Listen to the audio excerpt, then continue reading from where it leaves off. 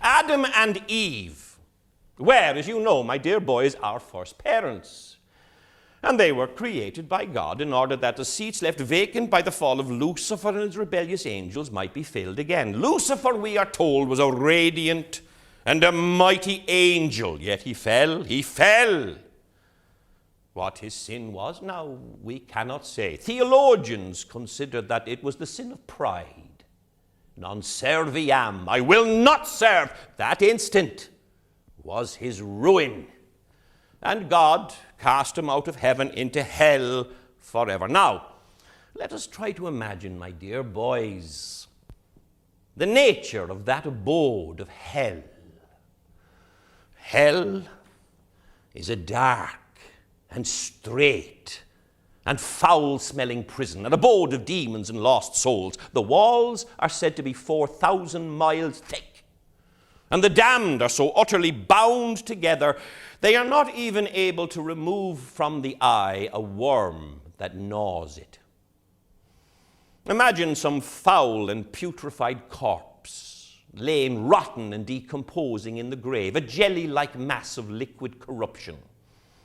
Imagine such a corpse a prey to the flames of burning brimstone and giving off dense, choking, nauseous fumes of loathsome decomposition. And then imagine this stench multiplied a millionfold and a millionfold again from all the millions upon millions of fetid carcasses massed together in the reeking darkness, a huge and rotting human fungus. Imagine all this, and you will have some idea of the horrible stench of hell. In a poem that he wrote just after his mother's death, Tilly, there is the line, I bleed by the black stream for my torn bough, and no more turn aside and brood upon love's bitter mystery. Fergus's song, I sang it alone in the house, holding down the long, dark chords. Her door was open. She wanted to hear my music. Silent with awe and pity, I went to her bedside. She was crying in her wretched bed.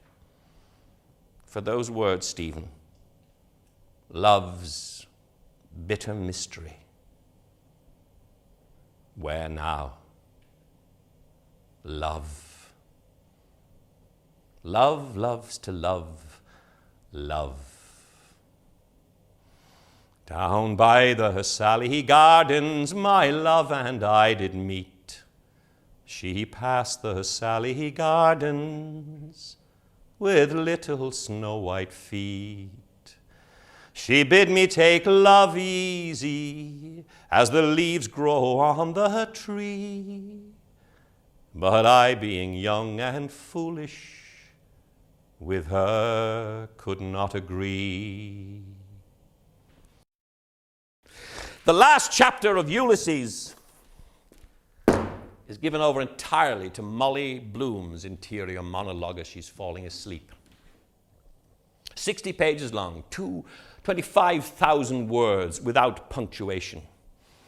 It begins and ends with the most acquiescent, the most feminine word in the English language. Yes.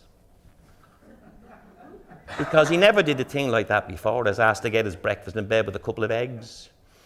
He must have come somewhere, I'm sure, by his appetite. And then kissing my bottom was to hide. And not that I give two straws who he does it with. Yes, because he couldn't possibly do without it that long, and he has to do it somewhere. Trying to make a whore of me, what he never will. He ought to give it up now at his age of life. Simply the ruination of any woman, and it makes your lips pale. Oh, well, God, why can't you kiss a man without going and marrying him first? You sometimes love to wildly when you feel that way. So nice, I love. You can't help yourself. I wish some man or other would take me sometimes and kiss me in his arms when he's there. There's nothing like a kiss. Long and hot down to your soul, almost paralyzes you. Then I hate that confession when I used to go to Father Corrigan. He touched me, Father. And what harm if he did? Where? And I said, on the canal bank, like a fool. The sun shines for you today, he said. That day we were lying among the rhododendrons on Howth Head in the green tweed suit and a straw hat. The day I got him to propose to me. Yes. First I gave him the seed cake out of my mouth, and it was leap year, like now, my God, 16 years ago. After that last kiss, I nearly lost me breath. He said I was a flower of the mountain. So were we all flowers, all a woman's body. That was one true thing he said in his life. And the sun shines for you today. Yes. That was why I liked him, because I could see that he understood or felt what a woman is. And I knew I could always get round him. And I gave him all the pleasure I could, leading him on till he'd ask me, would I, yes, to say yes, my mountain flower. And I didn't say anything at first, only looked out over the sky and the sea, and I was thinking of so many things he didn't know of. Gibraltar as a girl, where I was a flower of the mountain, yes. And how he kissed me under the Moorish wall, and I thought, well, as well him as another. And then I asked him with my eyes to ask again, and then he asked me, would I, yes, to say, yes, my mountain flower. And first I put my arms around him and drew him down to me so he could feel my breasts all perfume.